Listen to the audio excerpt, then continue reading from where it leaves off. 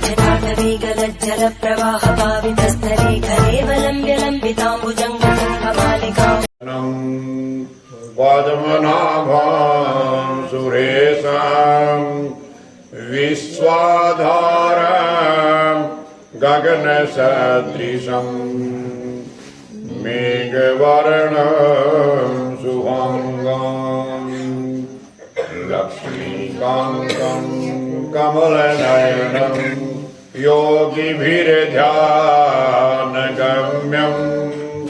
वन्दे विष्णु भवभयहरं सर्वलोकैकनाथं। बोल विष्णु भगवान की जय। बोल एकादशी महात्म की जय। सबसे बड़ी एकादशी एक साल में। भगवान श्री कृष्ण जी ने गीता में ये लेख लिखा है कि मुझे महीनों में कार्तिक मास और तिथियों में एकादशी बहुत प्रिय है। ब्रह्मा जी बोले, हे मुनि श्रेष्ठ, अब आप पापों को नाश करने वाली, पुण्य मुक्ति को देने वाली देव उठनी एकादशी का महात्म सुनाइए। भागीरथी गंगा जी, तीर्थ, नदी, समुद्र आदि तभी तक फल देते हैं जब तक प्रबोधनी एकादशी नहीं आती। कार्तिक के महीने की शुक्ल पक्ष की प्रबोधनी एकादशी के व्रत का फल 1000 अश्वमेध यज्ञ, 100 राजसूय यज्ञ के फल के बराबर। नारद जी ने कहा कि हे पिताजी, ये संध्या को भोजन करने से, रात्रि में भोजन करने से, पूरे दिन उपवास करने से क्या क्या फल मिलता है। ब्रह्मा जी कहने लगे कि हे नारद जी, संध्या के समय, सायंकाल के समय भोजन करने से 1 जन्म का, रात्रि में भोजन करने से 2 जन्म का, और पूरे दिन उपवास करने से 7 जन्म के पाप नष्ट हो जाते हैं।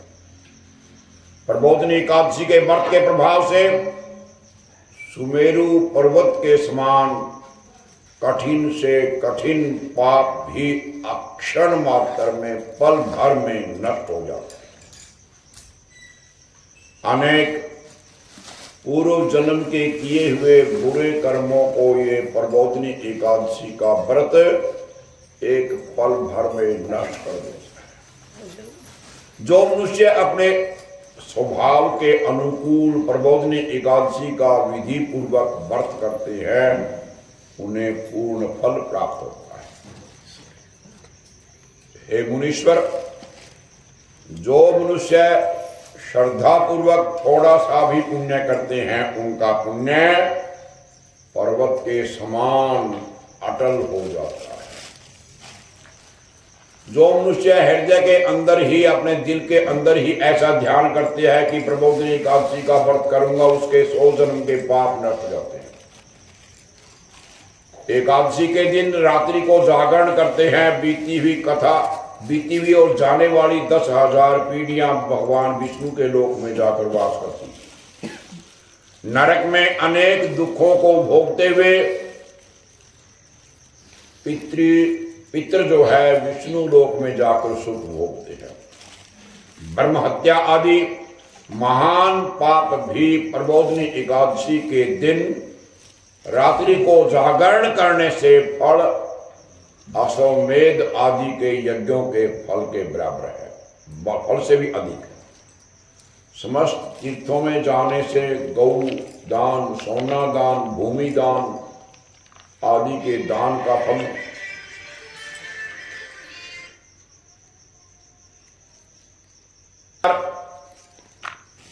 इस संसार में जितने भी तीर्थ हैं, जितने भी तीर्थों की आस की जाती है, वो सब प्रबोधनी एकादशी का व्रत करने से घर में, प्रबोधनी एकादशी का व्रत करने वाले के घर में रहती है। जो मनुष्य इस एकादशी के व्रत को करता है, वो रूपवान, योगी, तपस्वी अपने इंद्रियों को जीतने वाला राजा हो, क्योंकि एकादशी का भगवान विष्णु, ये एकादशी तिथि जो है भगवान विष्णु को अत्यंत प्रिय है। इस व्रत के प्रभाव से कामिक, वाचिक, मानसिक पाप नष्ट होते हैं। एकादशी के दिन जो भगवान की प्राप्ति के लिए दान, तप, होम, यज्ञ आदि करते हैं, उन्हें अक्षय पुण्य मिलता है।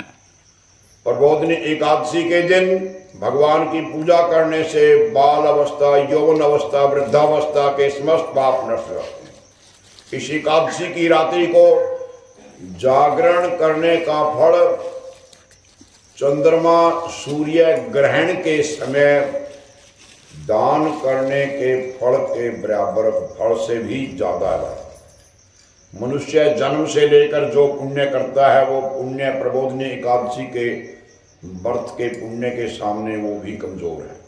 इसीलिए हे नारद जी, तुमको भी विधि पूर्वक भगवान विष्णु की पूजा करनी चाहिए। जो मनुष्य कार्तिक के महीने में धर्म परायण होकर के अन्य व्यक्तियों का अन्न नहीं खाते हैं, उन्हें चांद्रायण व्रत का फल मिलता है।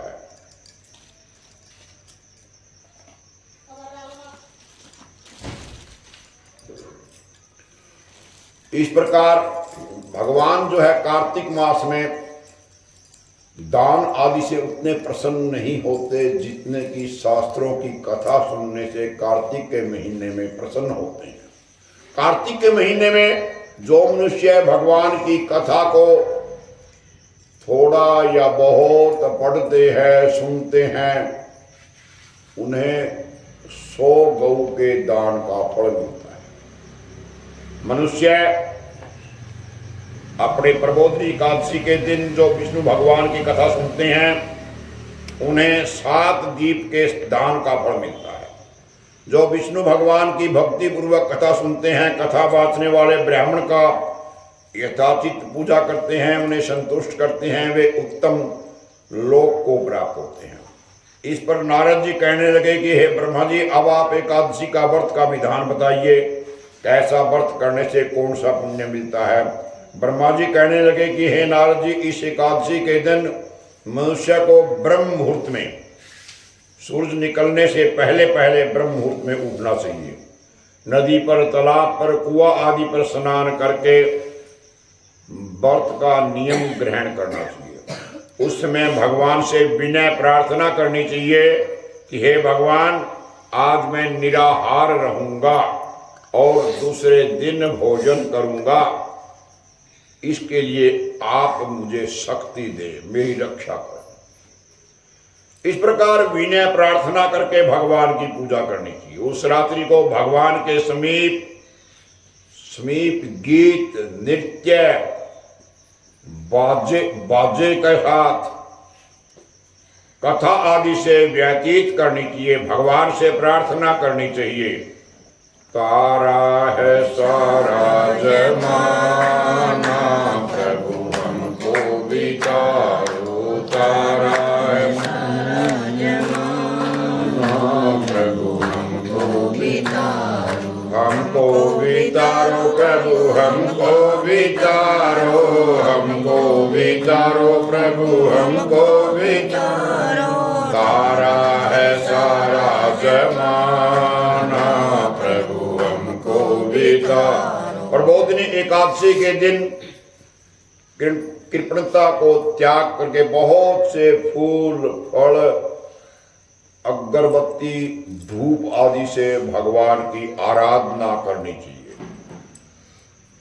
शंख के जल से भगवान को अर्घ देना, इसका समस्त तीर्थ दान से करोड़ गुना फल अधिक होता है।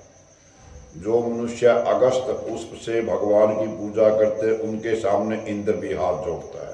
कार्तिक के महीने में जो बेल पत्र से भगवान की पूजा करते हैं, उन्हें अंत में मुक्ति मिलती है। कार्तिक के महीने में जो तुलसी जी से भगवान की पूजा करते हैं, उसके 10,000 जन्म के पाप नष्ट जाते हैं। जो मनुष्य इस मास में श्री तुलसी जी के दर्शन करते हैं या तुलसी जी के नीचे दीपक जगाते हैं या तुलसी जी का ध्यान करते हैं, या आरती करते हैं, तुलसी का आरोपण करते हैं, सेवा करते हैं, वे 1000 करोड़ युग तक के भगवान के घर में रहते हैं। समस्त मनोकामनाओं को पूर्ण करने वाला भगवान कदम्ब पुष्प को देखकर भगवान प्रसन्न होते हैं। यदि कदम्ब पुष्प से भगवान की पूजा की जाए तो यमराज के दुखों को भी नहीं पाते।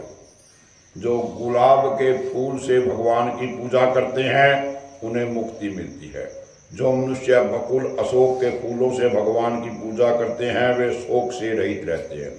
जो मनुष्य विष्णु भगवान की सफेद लाल कनेर के फूलों से पूजा करते हैं उस पर भगवान प्रसन्न होते हैं। जो मनुष्य भगवान विष्णु की दूब से, हरी दूब से पूजा करते हैं वे पूजा के फल से 100 गुना फल अधिक पाते हैं। जो भगवान की शमी पत्थर से पूजा करते हैं, जंडिके से पूजा करते हैं, वे भयानक यमराज के मार्ग को सरलता से पार कर लेते हैं। जो मनुष्य चंपक पुष्प से भगवान की पूजा करते हैं वे आवागमन के चक्कर से छूट जाते हैं। इस प्रकार रात्रि में भगवान की पूजा करके प्रातःकाल शुद्ध जल की नदी में स्नान करना चाहिए। स्नान करने के पश्चात भगवान की पूजा करनी चाहिए। इसके बाद पूर्ति के लिए ब्राह्मण को भोजन कराना चाहिए। दक्षिणा देकर के मीठे वाक्यों के द्वारा सभा करनी चाहिए और इसके उपरांत गौ दक्षिणा से गुरु की पूजा करनी चाहिए। ब्राह्मणों को भूयसी दक्षिणा देकर के नियम को छोड़ना चाहिए। ब्राह्मणों को यथाशक्ति दक्षिणा देनी चाहिए। ब्राह्मण को रात्रि में भोजन करावे, उन्हें स्वर्ण के साथ बैल दान करना चाहिए। मनुष्य यात्रा स्नान करते हैं उन्हें दही शहद का दान करना चाहिए। जो मनुष्य फल की आशा करते हैं उन्हें फल का दान करना चाहिए।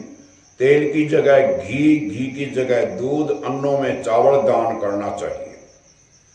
जो मनुष्य इस व्रत में भूमि शयन करते हैं उन्हें सब वस्तुओं के साथ सैया दान करनी चाहिए। जो मौन धारण करते हैं उन्हें तिल दान करना चाहिए। जो मनुष्य बालों को धारण करते हैं, बाल नहीं कटवाते हैं, उन्हें शीशे का दान करना चाहिए। जो मनुष्य कार्तिक के महीने में जूता दान नहीं करते उन्हें जूता का दान करना चाहिए। इस प्रकार मास में जो नमक त्याग देते हैं उन्हें शक्कर का दान करना चाहिए। जो मनुष्य नित्य प्रति मंदिर में दीपक जगाते हैं, कार्तिक के महीने में दीपक जगाने का बहुत अधिक महत्व है। उसे स्वर्ण या तांबे के दिए को घी की बत्ती, घी तथा बत्ती के साथ दान करना चाहिए। जो मनुष्य चातुर्मास्य व्रत में किसी वस्तु को त्याग देते हैं 4 महीने के लिए उन्हें उस दिन से ग्रहण कर लेना चाहिए। जो मनुष्य प्रबोधनी एकादशी के दिन विधि पूर्वक व्रत करते हैं उन्हें अत्यंत सुख मिलता है, अंत में स्वर्ग हो जाते हैं। जो मनुष्य चातुर्मास्य व्रत को बिना किसी विघ्न के पूरा कर लेते हैं उन्हें दोबारा जन्म नहीं होता। जिन मनुष्यों का व्रत खंडित हो जाता है वो नरक में जाते हैं। जो मनुष्य इस एकादशी के महात्म को सुनता है, पढ़ता है, उसे अनेक गौ दान का फल मिलता है। और विष्णु भगवान की जय।